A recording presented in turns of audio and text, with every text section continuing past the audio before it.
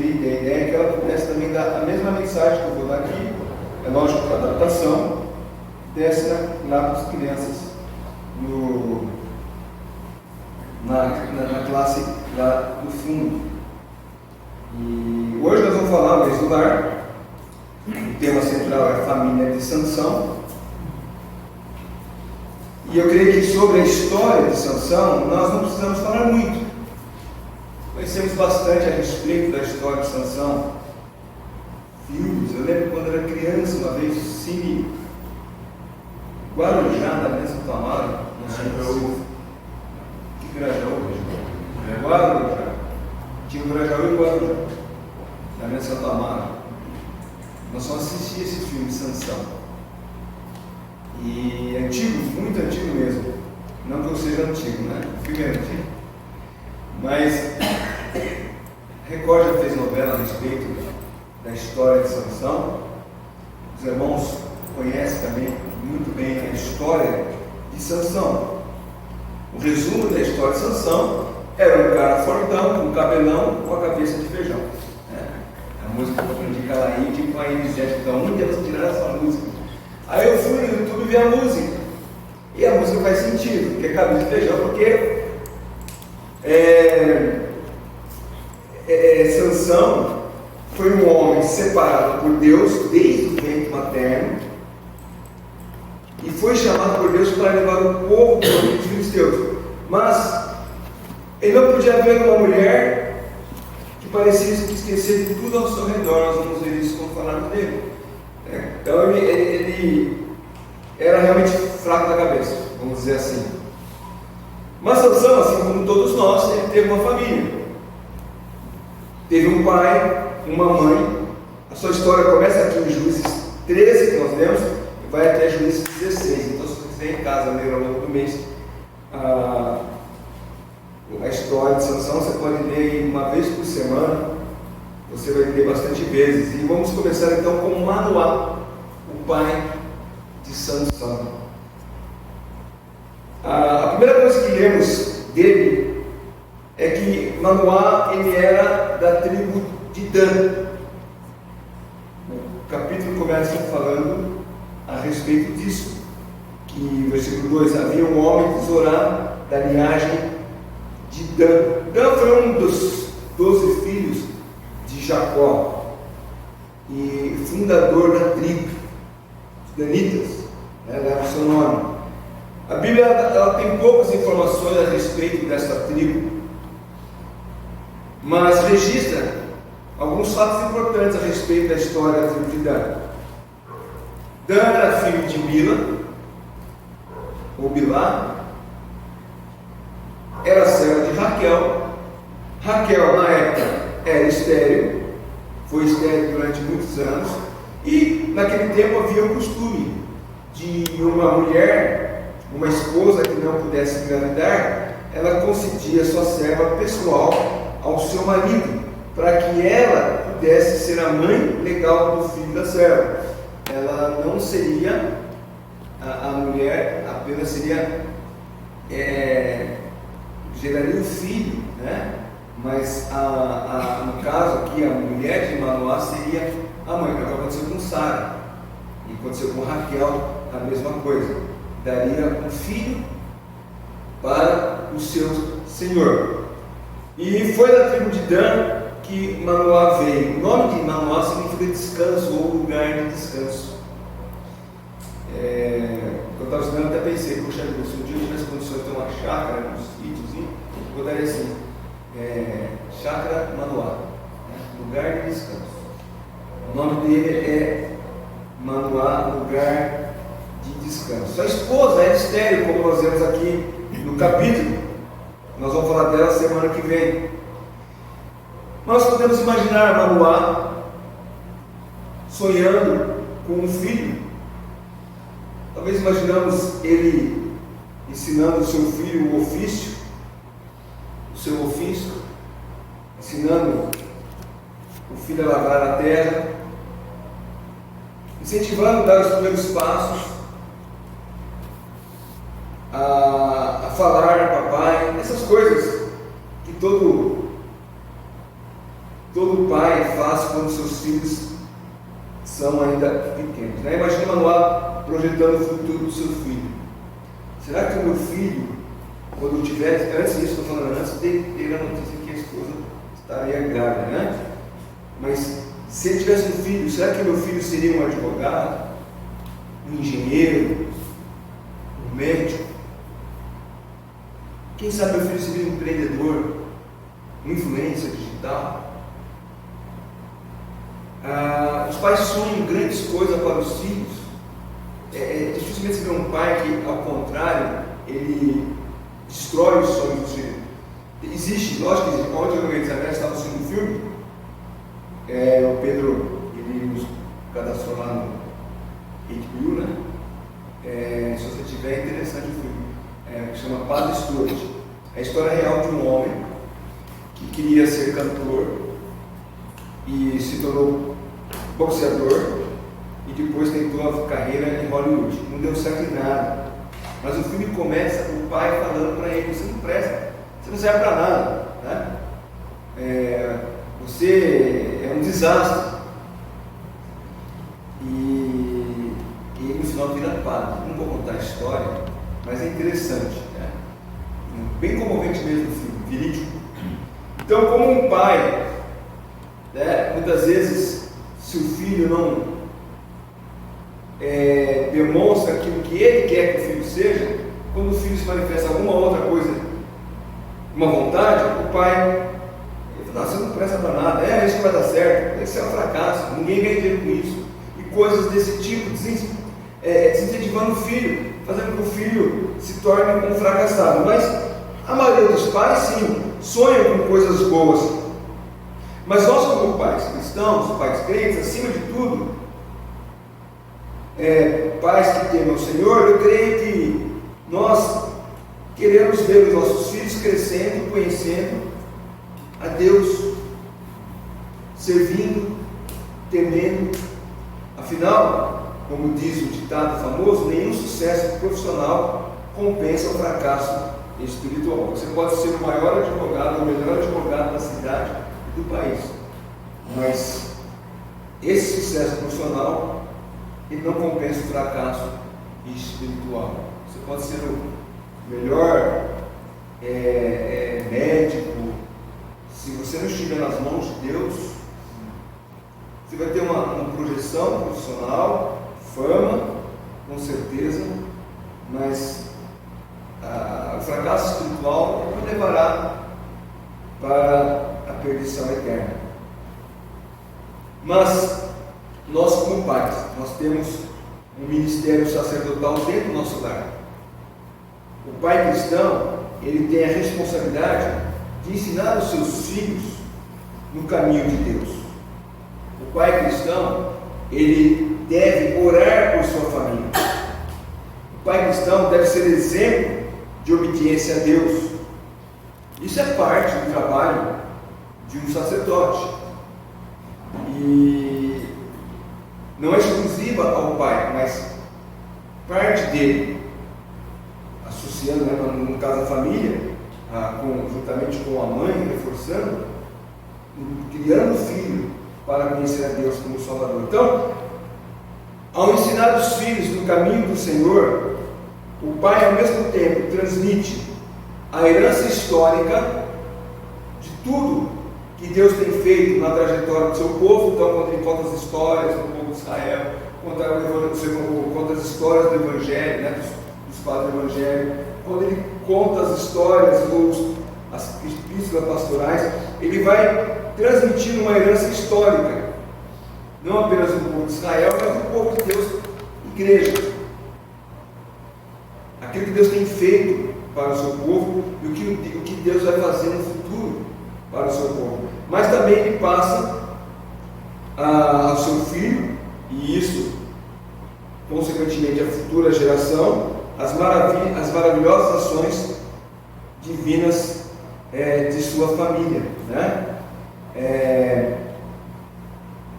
Aqui, como eu perdi ali o bichinho, eu tinha feito uma anotação, e acho que se o seu memória não estiver ruim, vamos ver se se eu acho aqui.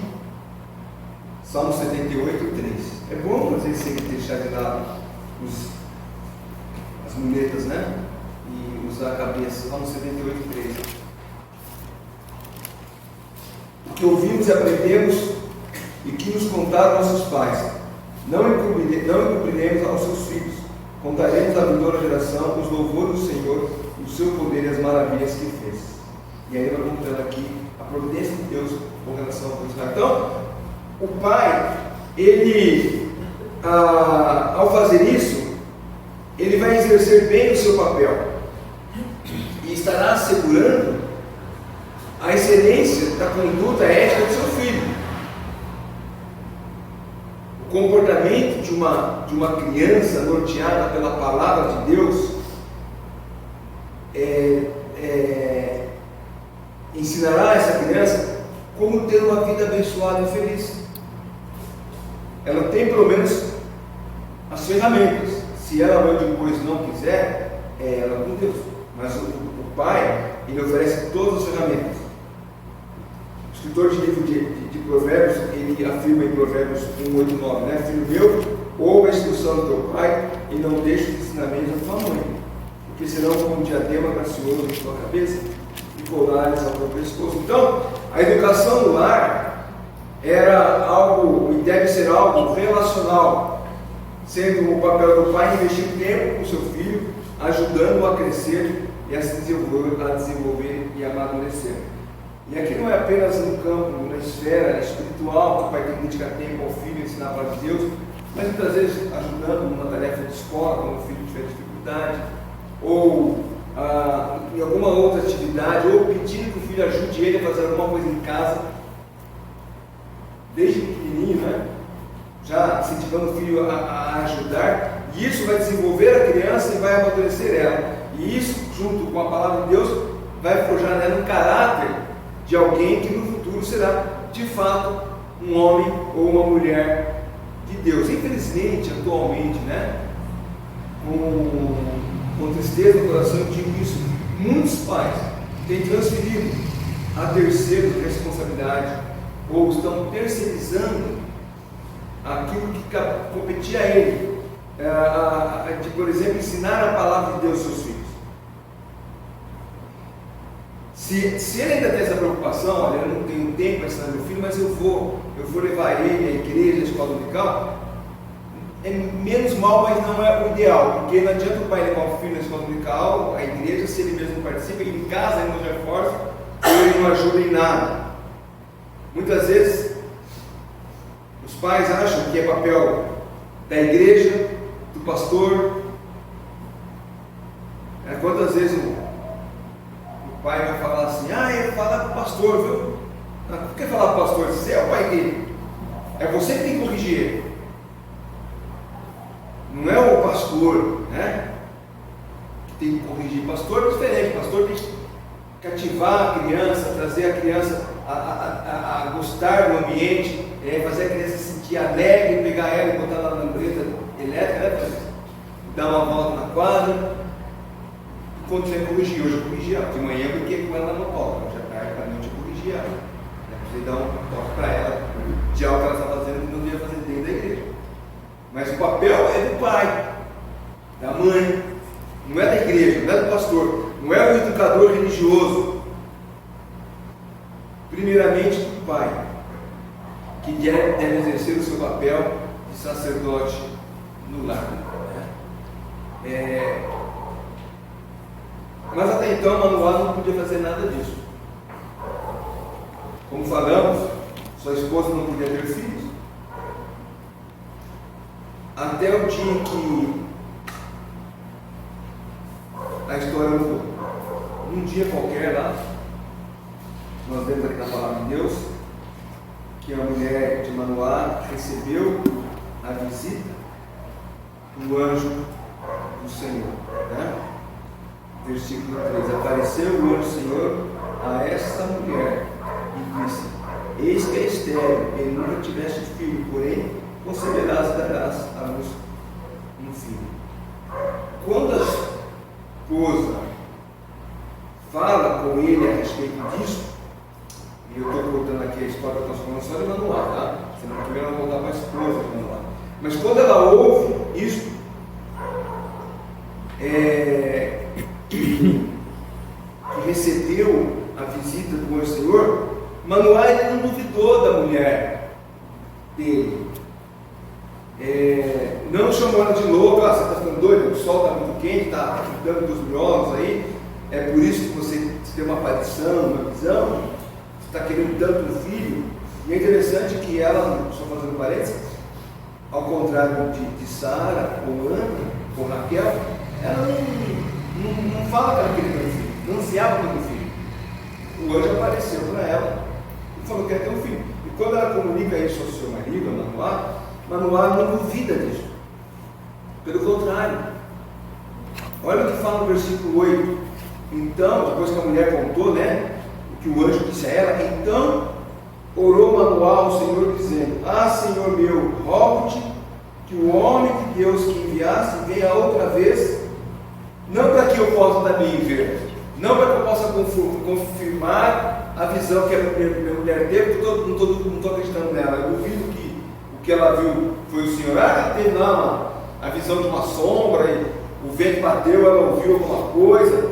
Não, ele acreditou na palavra da mulher, e a oração dele é: para que venha outra vez e nos ensine o que devemos fazer ao menino que há de nascer. Então ele já apropriou-se da promessa de que a mulher daria no filho, e ele ora a Deus para que Deus nos ensine como criar a criança, assim como todo pai, Manoá tinha a preocupação em ensinar o que era correto ao seu filho. Como um pai crente, nós queremos ensinar aquilo que é certo aos nossos filhos, porque aquilo que é errado eles aprendem sem a gente ensinar. E muitas vezes os nossos exemplos vão reforçar esse ensino. Quantos pais estão preocupados em ensinar aos seus filhos aquilo que é certo, aquilo que agrada a Deus? Quantos pais que temem ao Senhor vão desejar que os seus filhos aprendam a temer a Deus? Infelizmente nós temos visto pais, até pais cristãos, ensinando os seus filhos a serem malandros, a se dar bem com as meninas. Já pequenininho, 3, 4 anos de idade, já começa a ensinar o filhinho a chavecar as meninas e acha uma gracinha. Eu lembro quando eu era garoto, um amigo nosso, Eduardo, já falecido, teve um filho, né? E ele tinha 3, 4 anos, falava palavrão, e o avô ensinava palavrão. O senhor daí, não dele? E fala palavrão, ele falava palavrão, dá risada. Mas tudo bem, não era um pai crente. Mas muitas vezes muitos pais ensinam os filhos a passar a perna no amiguinho, a ser o machão da turma.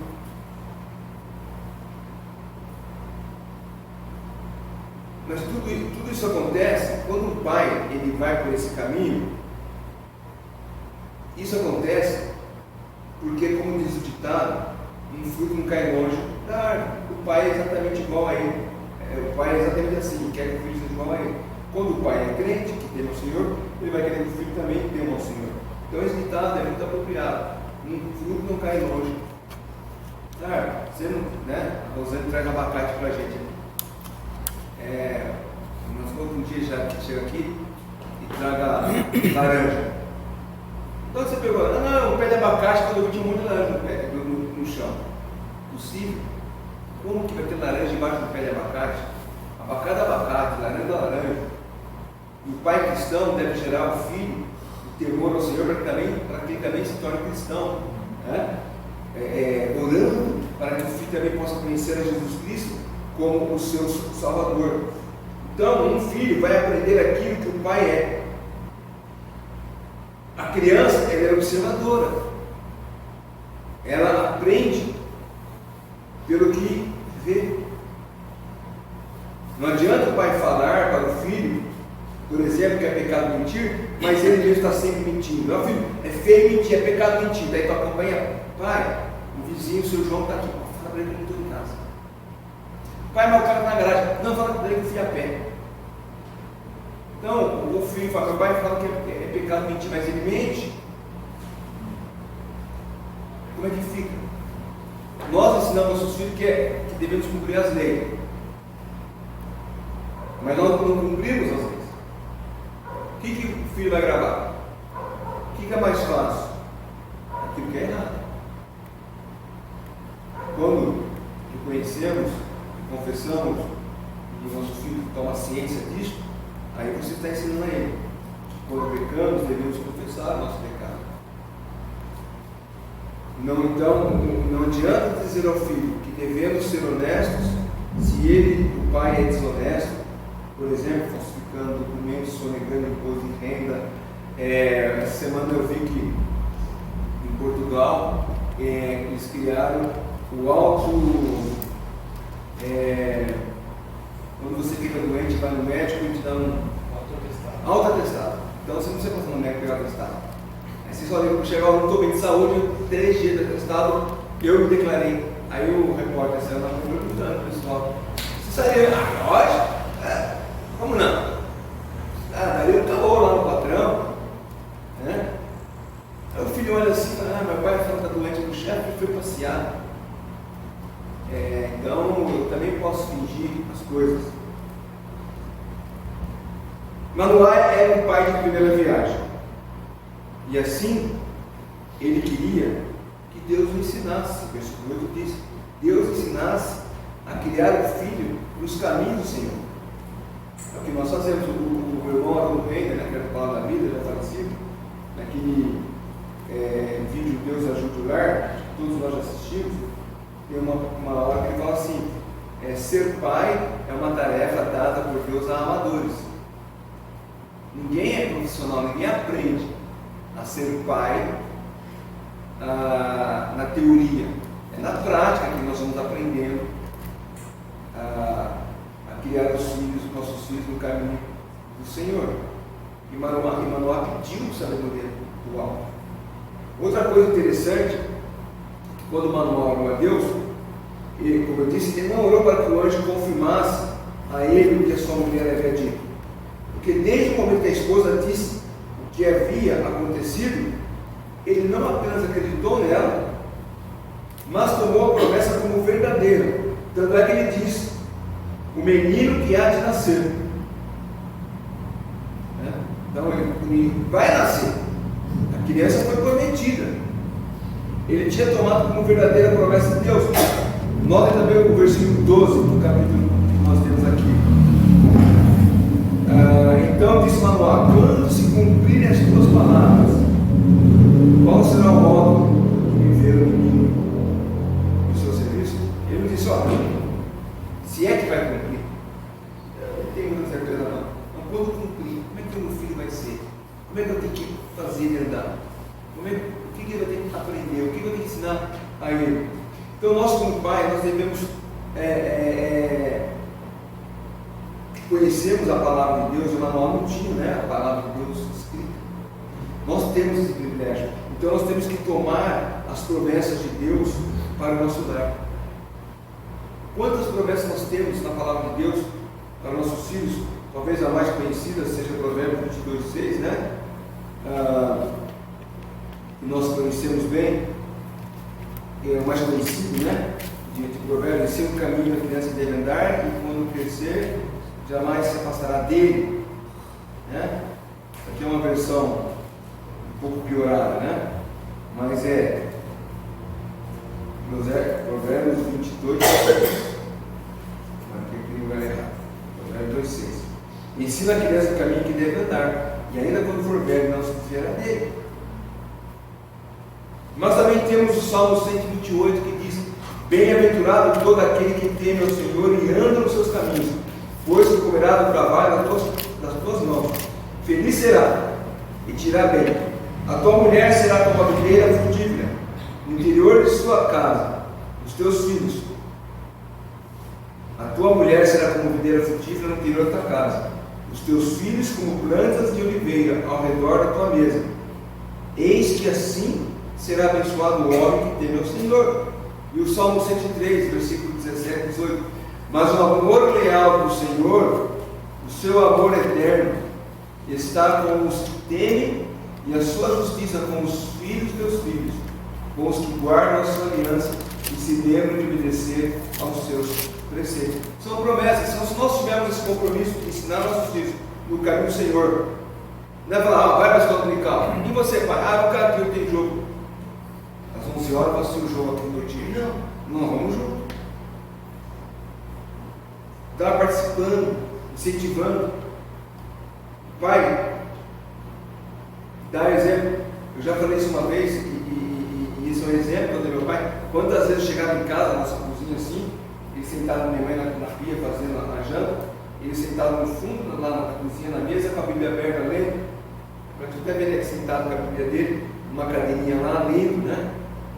Aquela época lá, bonita a nossa cozinha, cor de rosa, com móveis azul, né? Coisa, era bonita aquela época, coisa chique. Né? Cozinha enorme, nós tínhamos, os velhos São Luís. Minha mãe lá mexendo na cozinha, meu pai sentadinho, lendo a Bíblia dele. Eu lembro um dia que eu perguntei, ele anotando assim, falei, o senhor está fazendo? Estou anotando aqui que um dia eu vou pregar. Meu pai nunca pregou de culto, né? O máximo que ele fazia era de culto. Mas o exemplo ficou. E aí a gente começa a criar, né? Na época a gente dá valor, a gente acha que Bíblia. Mas você começa a criar o hábito. Aliás, ontem eu terminei de ler a leitura da Bíblia humana, eu fiz 11 vezes. Eu peguei a Bíblia cronológica, ela vai te levando a querer ler mais e mais. Acabei com um mês de antecedência, porque isso incentiva. Então, é dessa forma que nós ensinamos nossos filhos. Nossos filhos veem nós fazendo a coisa, certo? Olha, meu pai, ele fala que é crente e ele é crente, ele demonstra pela prática.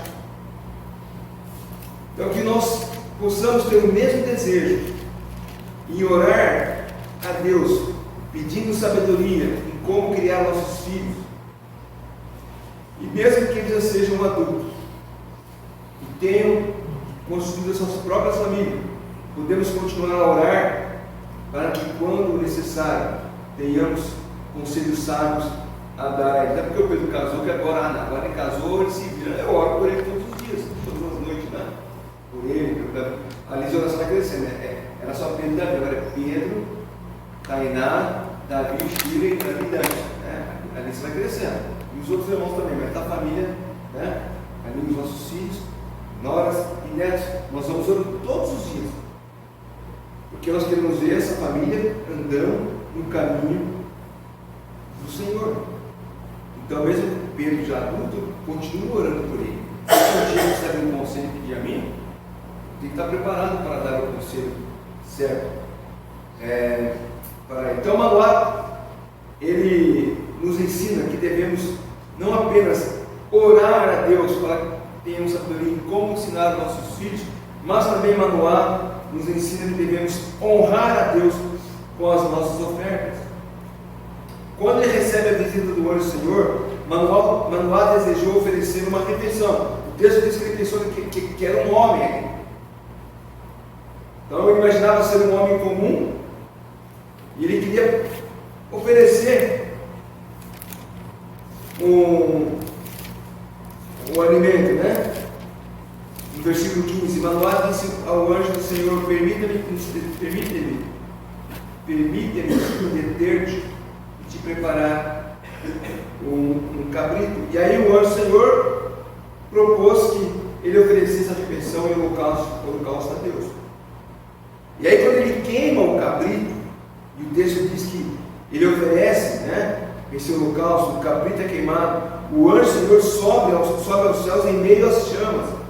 E naquele momento ele e a esposa entenderam que se tratava do anjo do Senhor, e ele temeu pela própria vida. O versículo 16 diz, depois que o anjo o versículo 16 diz que não sabia que era o anjo do Senhor, né? E depois no versículo 20 diz: sucedeu que subindo para o céu a chama que saiu do altar, o anjo do Senhor subiu nela, o que vendo Manoá e sua mulher caíram com o rosto em terra. Nunca mais apareceu o anjo do Senhor a Manoá nem a sua mulher. Então Manoá ficou sabendo que era o anjo do Senhor. Naquele momento até então não sabia, mas aqui mostra Manoá oferecendo uma oferta ao Senhor e demonstrando reverência. Tanto é que ele temeu pela própria vida. Como pais, devemos ter reverência a Deus. Não tratar com leviandade, mas com seriedade a comunhão com Ele. Os nossos filhos vão observar a maneira que nós tratamos a Deus, como tratamos as nossas ofertas, como tratamos o nosso louvor. E eles vão desejar a mesma coisa, fazer a mesma coisa, sentir o prazer. Pode perceber, uma criança, ela vai crescendo e ela vai procurando imitar o pai nas coisas que ele faz. E nós devemos incentivar isso, para que quando ela tiver entendimento maior, ela continue a fazer aquilo que aprendeu do seu pai. Eu creio que Sansão, até o momento em que ele cresceu e se tornou adulto, ele teve Manoá cuidando dele, ensinando ele no caminho do Senhor. O texto que nós vamos ver já passa para Sansão adulto. Nós podemos imaginar Sansão ainda criança, ele ensinando o seu filho, né? E quando Sansão cresce,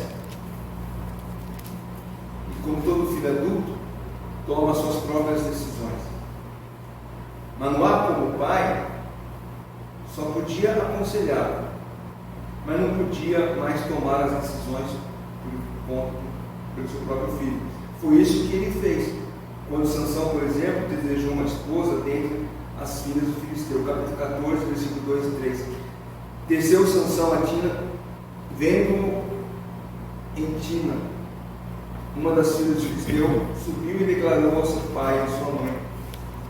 E disse: vi uma mulher, Tina, das filhas do filisteu, tomai-a, pois, por esposa. Porém seu pai e sua mãe disseram: não há porventura mulher entre as filhas dos teus irmãos, ou entre todo o seu povo, para que vás tomar a esposa dos filisteus, aqueles incircuncisos?